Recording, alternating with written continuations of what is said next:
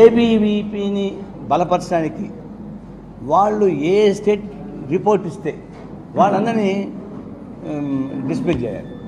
JNU లాగా పోరాట కేంద్రం కాదు కాబట్టి ఆయన ఆత్మహత్య చేసుకున్నాడు రోహిత్. దీన్ని సపోర్ట్ చేసినటువంటి జేఎన్యూ కన్నయ్య కుమార్ చైర్మన్ గెలిచాడు.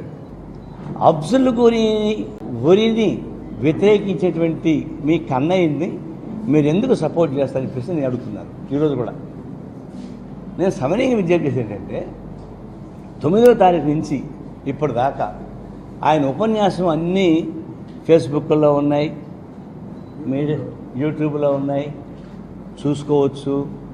ఎక్కడైనా ఒక్క చోట అంటే ఒక్క చోట కూడా అఫ్జల్ గురించి పొగడడం కానీ జాతి వ్యతిరేక స్లోగన్స్ ఇచ్చింది కానీ ఒక్క మాట అంటే ఒక్క మాట నిరూపిస్తే నేను రాజకీయాన్ని శాశ్వతంగా మానుకుంటాను. शायर आके जैसा शेर बोलता था, बादशाह बोलता था, हम ये सुने से पहले, और वो आदमी रिपीट करता था, उसका बेटा फिर रिपीट करता था.